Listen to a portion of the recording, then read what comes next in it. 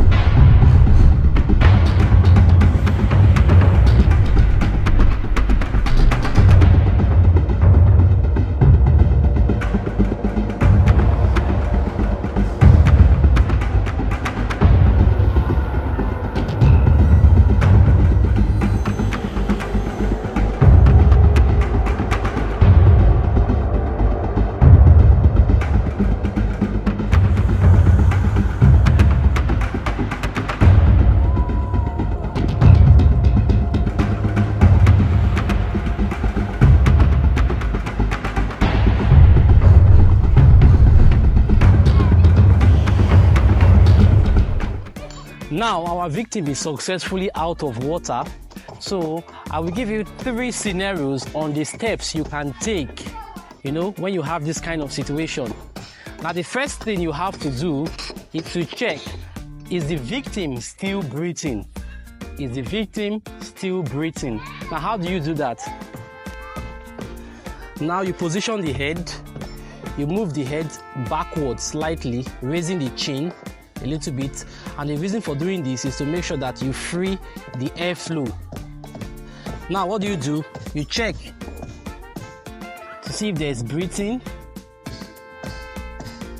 Now the victim is still breathing. The victim is still breathing. So what do? Nothing much, but to put the victim in a position that would help him to recover. Now we call that position the recovery position. Now how do you put the victim in the recovery position? You take the arm facing you,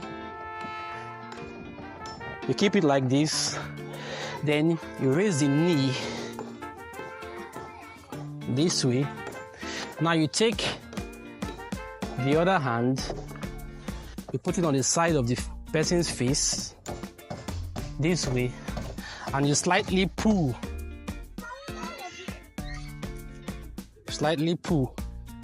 and you make sure the person's airflow is free, and you check if the person is still breathing.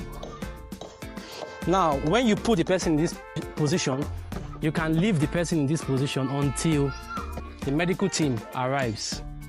Now, the second scenario, what you do is when you check for breathing, there is no breathing. Now, the next thing to do is to check for pulse. You check for pulse. Now, what are we talking about? Now, around the area of the neck, we have two arteries. We have two arteries on the neck that are responsible for supplying blood to the brain. Now, these arteries, we call them the carotid artery. Now, what you want to do, you want to check if you can feel the pulse of the carotid artery. So what you do is, you observe the head, the neck, then you place your index finger and your middle finger at the space between that's the center of the neck here, and the muscle of the neck. So somewhere within here, you check for pulse. And I can feel the pulse. There is a pulse. What it means is that the heart is still supplying blood to the brain through the carotid artery. So what I need to do now is to restore the breathing of the victim. We are going to use what we call rescue breaths. Now, most times we are encouraged to use a breathing mask for safety. But if you don't have the breathing mask and you feel it's safe to proceed, you give a mouth-to-mouth breathing. Now, how do you do this? You position the head to clear the airflow. Then you close the nose and you gently open the mouth. Now, when the mouth is open, you want to put in 2 breaths every 6 seconds. 2 breaths every 6 seconds. So when you breathe in, the first, you watch the chest of the victim. When you breathe in, you observe as the chest cavity comes up. Then you release your breath, the chest cavity goes down. You give a second breath, the chest comes up. You release, it goes down. Then you count 6 seconds. 1, 2, 3, 4, 5, 6. You go again.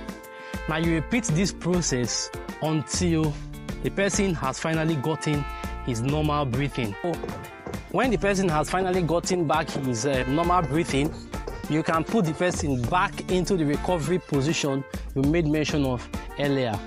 And you keep monitoring the person's breath until medical help arrives.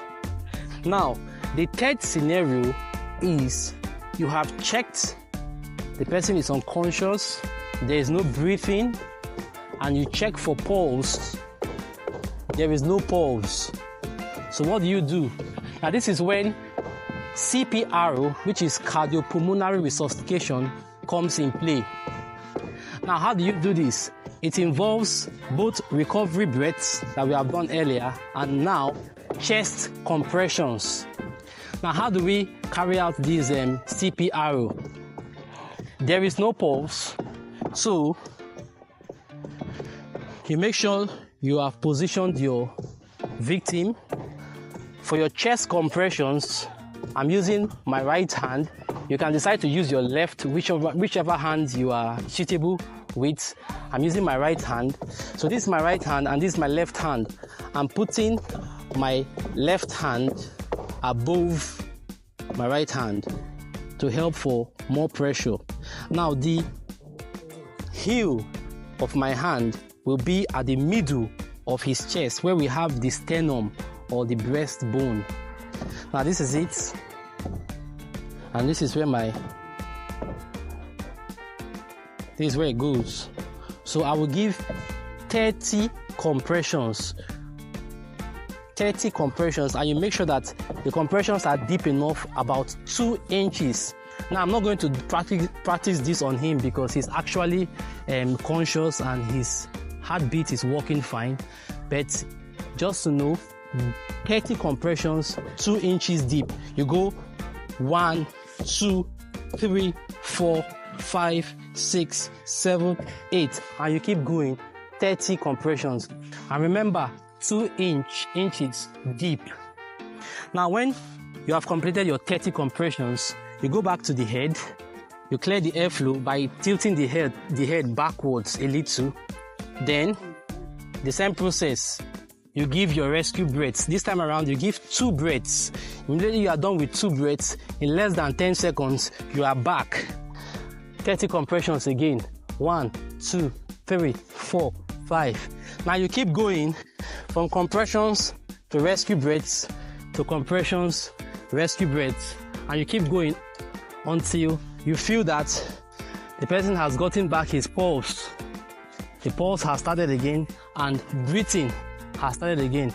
So if the person is able to recover the pulse and the breathing, then what we made mention of earlier, you put the person back into the recovery position and you keep on monitoring the person's breath until the medical team arrives.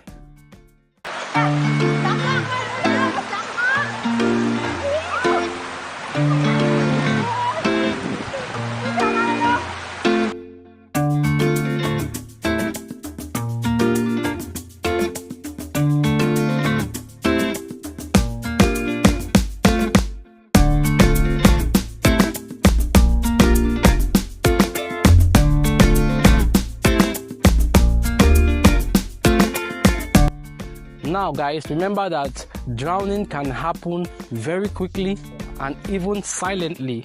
So please always keep an eye on those you are with when you are around water. Please stay safe and be ready to save your life.